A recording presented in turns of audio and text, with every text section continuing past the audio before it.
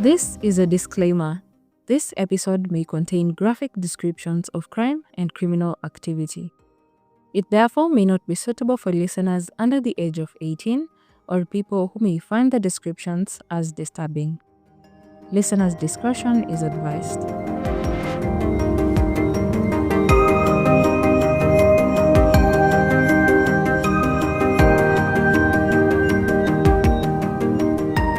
Hello and welcome to another episode of Krime KE podcast. My good name is Ajuma and I am very grateful that you found time to listen in today.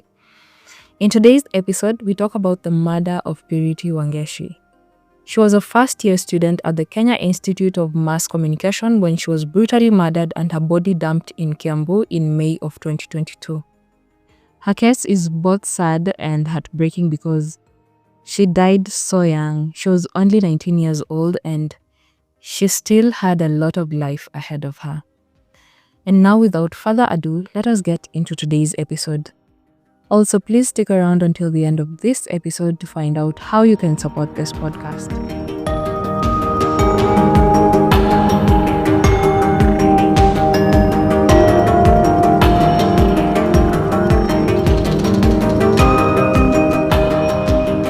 When Purity Wangeci enrolled at the Kenya Institute of Mass Communication in October 2021, she was 18 years old and full of dreams and hopes. She aspired to become one of the most reputable journalists in Kenya, so she enrolled in a diploma in journalism program at the institution. 2 months after joining, she got into a relationship with 24-year-old John Wanyoike. Now, Wanyoike was famously known around the campus as VDJ Flax. Now, VDJ Flax was known for performing at cultural events on the campus from time to time. He also lived in an apartment in Kirigiti in Kiambu County where Purity would visit him once in a while. Now, to begin this story, let me take you to Thursday, 12th May of 2022. According to Purity's friend, Purity received text messages and screenshots from an anonymous person on her Instagram. The person was asking Purity to help her recover 70,000 Kenyan shillings that she had been conned out of by her boyfriend, VDJ Flax. Up until this time, Purity was unaware that her boyfriend was involved in any criminal activity because she only knew him as a DJ, and she was very furious after receiving the messages, and for a good reason. Now, she forwarded the messages to DJ Flax, confronting him about the claims. And he actually admitted to her that he had been hiding a lot of stuff from her. So they decided that they would meet up the following day and talk about it. But the thing is, Purity had already made up her mind that she was done with the relationship. So when Friday 13th May rolled over, Purity's last mission was to go to DJ Flex's house in Kirigiti and get her belongings. According to a report by NTV, when students at her institution went on a break in March, Purity had carried her belongings from the school to her boyfriend's place in Kiambu, and that is what she was going to take back that Friday after breaking up with him. Now, on Friday morning, she was accompanied by her friend to NTSA, which is the National Transport and Safety Authority, to get her driving license. After that, they headed to Odeon in Nairobi CBD, where Purity boarded a matatu heading to Kiambu. The friend said that they had agreed that Purity would go to Kiambu, get her belongings, and then get back to Nairobi by 5:30 p.m. that evening. That was because she was supposed to spend the night at her friend's place. Now, when Purity hadn't communicated by 5:30 p.m., her friend became anxious and began desperately trying to contact her. When it got to 7 p.m., she was fully convinced that something was wrong. She decided to call DJ Flax because he was the last person she knew who was going to be with Purity. At this point, DJ Flex informed her that he was traveling to Naivasha with Purity and he denied all her requests to speak with her friend. 11 hours later, at around 6 a.m. on Saturday, May 14th, Purity's dead body was found dumped by the roadside in a small bush at Buriria village on the outskirts of Kiambu town. It was reported that a passerby spotted her body barely covered by the bushes and police were called to the scene. She was dressed in a red top and a pair of blue jeans. Police recovered her driver's license and her national identity card from her, and that is how they were even able to identify the body. Her body had visible stab wounds and strangulation marks, and police also recovered blood-stained bed sheets with her personal belongings, the ones she had gone to pick from DJ Flex's house. Her body was moved to the city mortuary for a post-mortem as an investigation was launched into her murder. At this point, her boyfriend was the main suspect in her murder, and police started trying to actively look for him.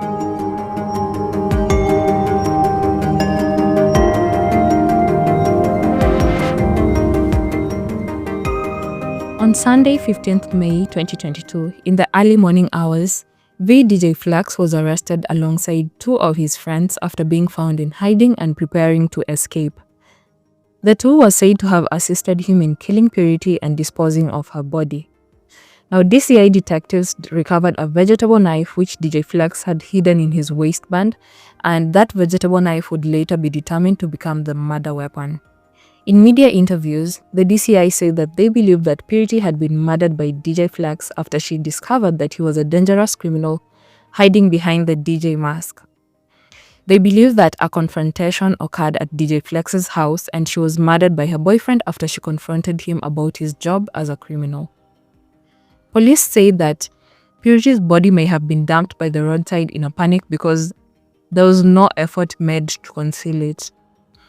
A fourth suspect, who was identified as DJ Flex's friend, was arrested after a search of his house led to the discovery of a blood-stained jacket belonging to DJ Flex. Now, the four suspects were arraigned at Kiambu Law Courts on the morning of Monday, 16th May of 2022, and they were all charged with murder. Purity Wangeci's postmortem report stated that her cause of death was strangulation.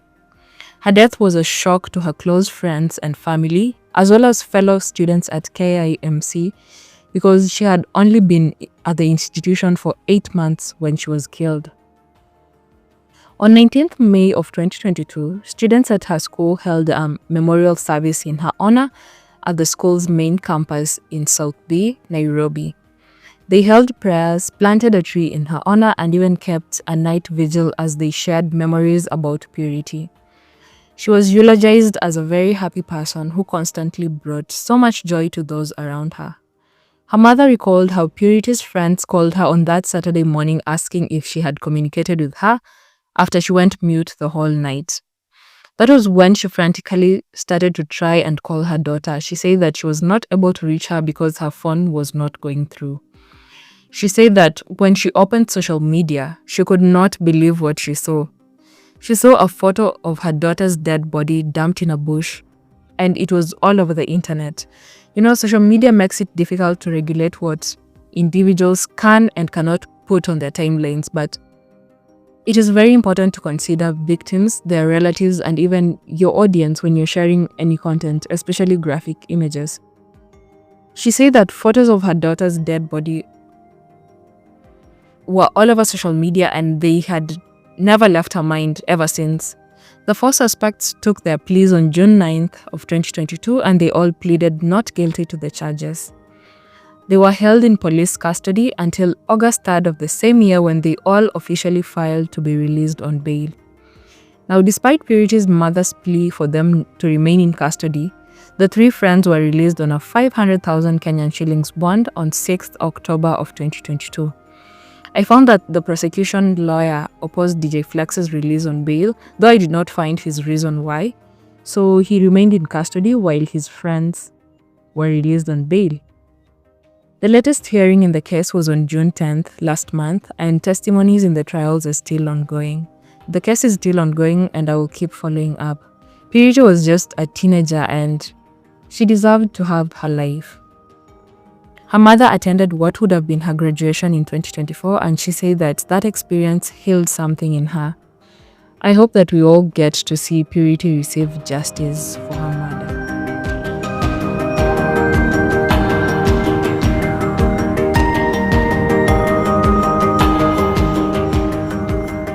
We have come to the end of this episode. That is all I have for you on the story of the murder of Purity Wangeci.